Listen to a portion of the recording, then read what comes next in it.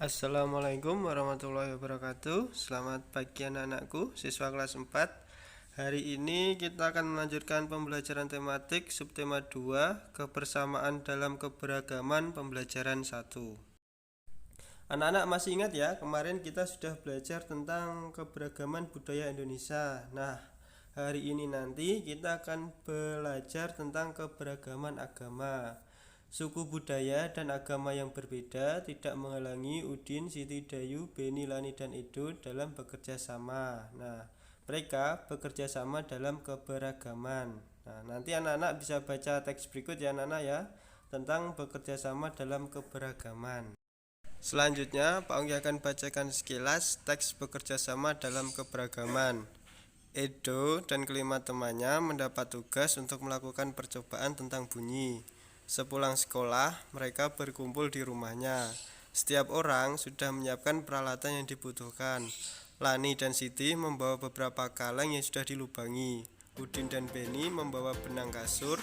Mereka berkumpul di halaman depan rumah. Keenam sekawan siap bekerjasama melakukan percobaan. Kemudian nanti anak-anak silahkan melanjutkan membacanya. Nanti anak-anak coba menyimpulkan manfaat bekerja sama dalam keberagaman. Di Indonesia memiliki beraneka ragam kebudayaan maupun agama. Nah, agama yang di Indonesia ada berapa anak-anak? Ada 6 ya anak-anak ya. Yang pertama ada agama Islam, yang kedua agama Kristen, yang ketiga Katolik, yang keempat Hindu, yang kelima Buddha, dan yang keenam ada Konghucu. Meskipun kita beraneka ragam agama, tapi kita harus tetap anak-anak ya, mengembangkan sikap toleransi, saling menghargai. Nah, karena dengan sikap itu kita dapat hidup anak-anak? Hidup rukun, damai ya anak-anak ya.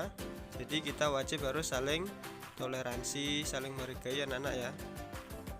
Baiklah anak-anak, kemarin kan kita sudah belajar tentang apa itu bunyi. Nah, hari ini kita akan belajar bagaimana cara kita mendengar bunyi. Nah, yang pertama ada gambar telinga anak-anak ya di sini ya, ada gambar telinga dan bagian-bagiannya.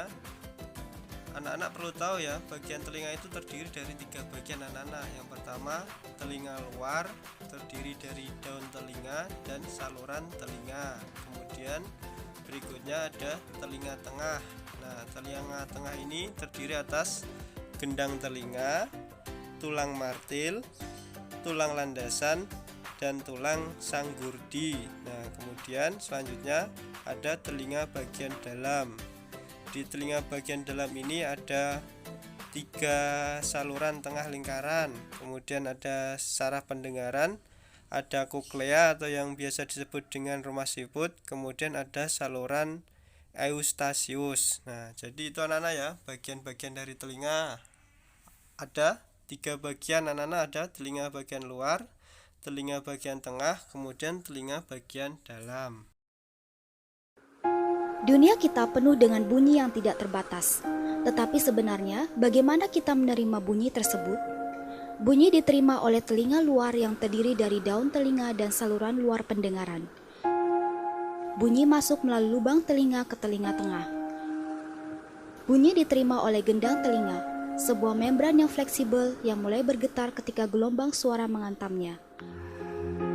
Gelombang suara disalurkan oleh gerakan gendang telinga ke telinga tengah. Di telinga tengah terdapat 3 tulang kecil, yaitu tulang martil, tulang landasan, dan tulang sanggurdi. Secara bersama mereka disebut sebagai rantai musikular. Mereka membentuk jembatan antara gendang telinga dengan pintu masuk telinga dalam. Interaksi di antaranya meningkat dan semakin memperkuat getaran suara sebelum getaran-getaran ini disampaikan secara seutuhnya ke telinga dalam melalui jendela oval. Di telinga dalam terdapat koklea yang berbentuk seperti rumah siput. Di dalamnya terdapat beberapa bagian membran yang berisi cairan. Ketika gelombang suara menggetarkan jendela oval, cairan mulai bergerak dan kemudian menggerakkan sel-sel rambut yang halus. Sel-sel rambut ini kemudian mengubah getaran-getaran menjadi impuls elektrik yang dikirim oleh saraf auditori dan menuju ke otak. Apa yang kita sebut dengan bunyi sebenarnya hanyalah gelombang suara yang ditransmisikan melalui udara. Jadi seperti itu ya anak-anak, bagaimana proses bunyi terdengar oleh telinga kita. Nah, Pak Onggi di sini punya sebuah lagu anak-anak agar anak-anak lebih mudah menghafal tentang bagian-bagian telinga dan proses terjadinya bunyi. Nah, anak-anak bisa sambil bernyanyi dan sambil mengikuti musiknya anak-anak ya. Bagian luar ada daun telinga dan gunanya untuk menangkap suara.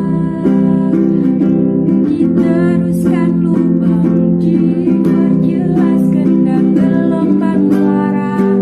Getarkan gendang, di tengah ada tulang pendengaran. Margil landasan sanggup diberurutan. Ke koklea bawa getaran eustachius, saluran jaga tekanan udara biar imbang. 3 saluran setengah lingkaran menjaga tubuh jadi seimbang. Dan di rumah siku saraf dirangsang ke otak syaraf bawa getaran.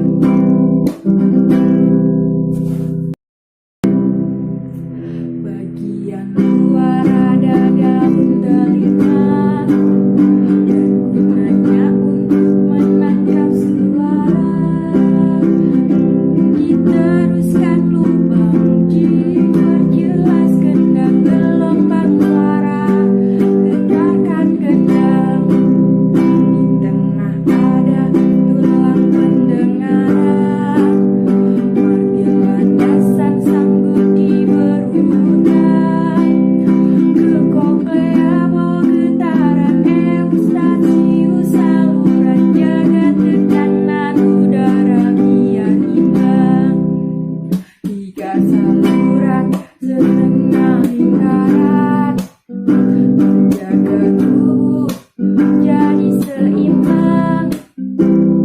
Dan di rumah siku saraf dirangsang ke otak syaraf bawa getaran. Nanti tugasnya anak-anak, coba anak-anak sambil menyanyikan lagu tentang bagian-bagian telinga dan proses terjadinya bunyi ya. Nanti anak-anak bisa ulang-ulang nyanyiannya sambil dihafalkan, kemudian direkam. Nah, jadi tugas hari ini nanti merekam menyanyikan lagu itu ya anak-anak ya, biar anak-anak lebih hafal dan lebih paham. Nah, Pak Onggi rasa materi untuk hari ini cukup. Bila ada kurang lebihnya Pak Onggi minta maaf. Wassalamualaikum warahmatullahi wabarakatuh.